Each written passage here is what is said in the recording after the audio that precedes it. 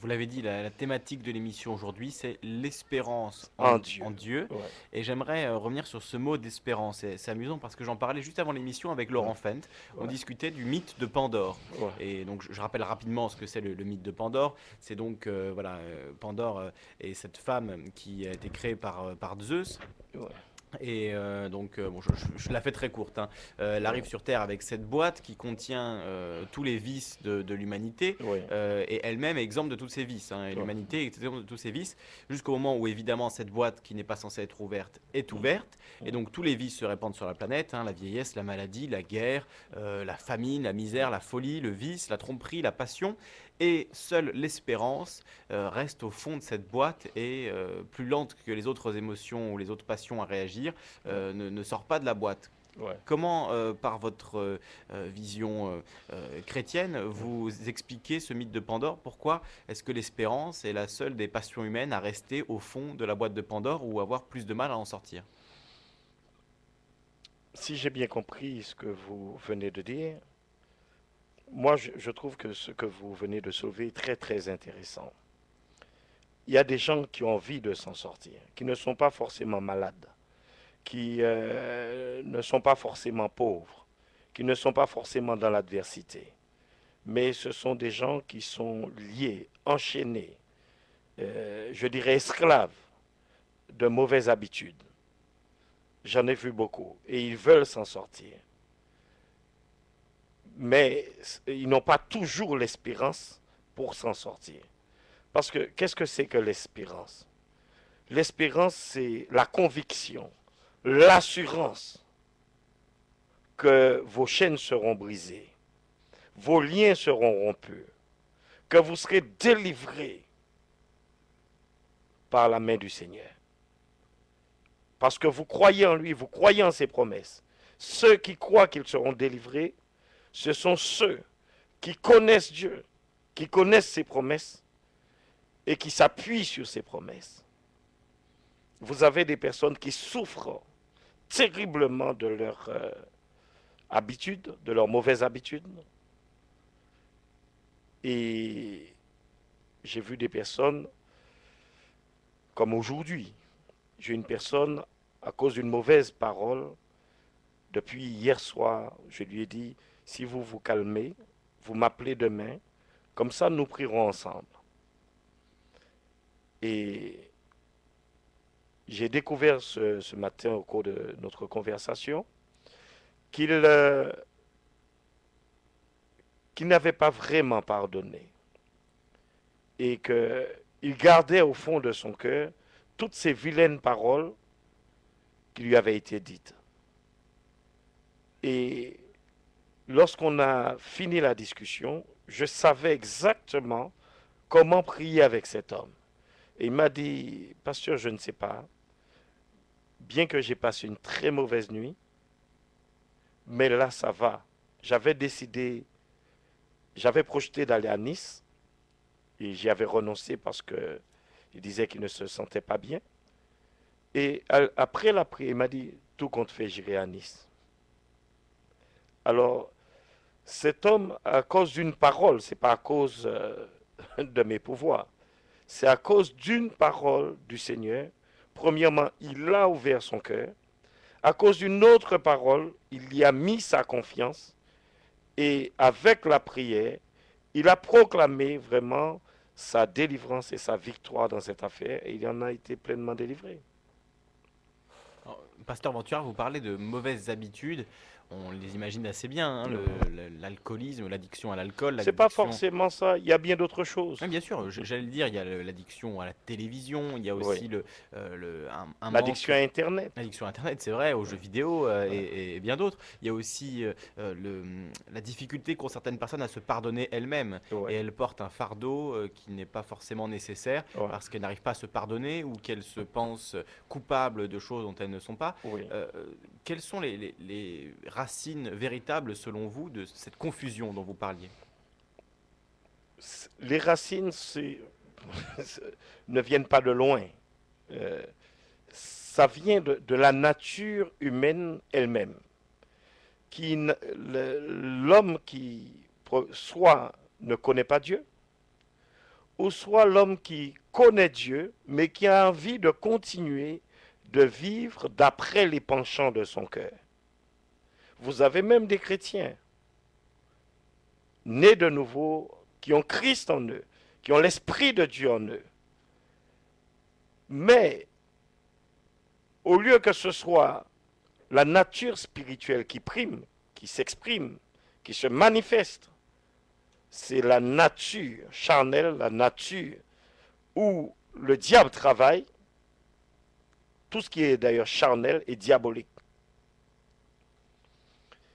Et le diable utilise ces personnes, travaille avec ces personnes. Vous avez des couples, par une parole, c'est pour vous donner l'importance de la parole.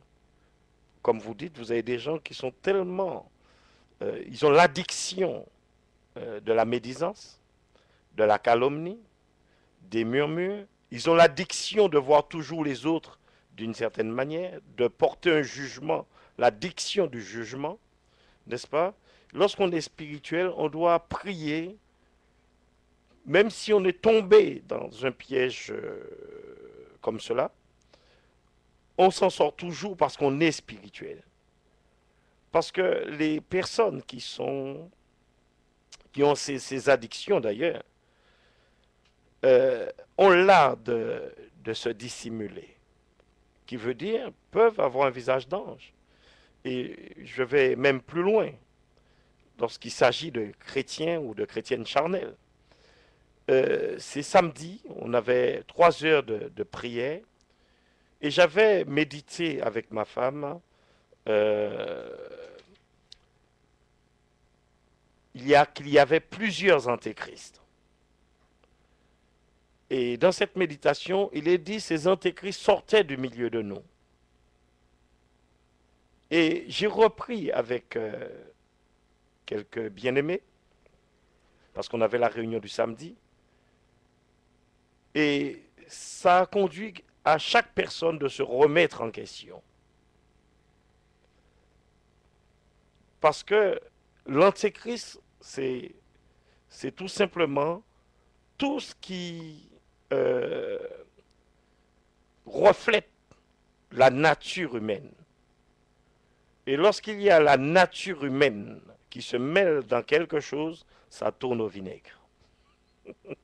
Vous disiez il y a quelques instants que tout ce qui est charnel Et est diabolique. diabolique. Ouais. Est-ce qu'on peut même élargir cette définition à dire que tout ce qui est matériel est diabolique? Ça n'a rien à voir avec le matériel. Si vous lisez votre Bible, si vous lisez la parole de Dieu, vous verrez que, comment il s'appelle, Abraham était un homme immensément riche. Ça ne lui causait pas de problème avec Dieu.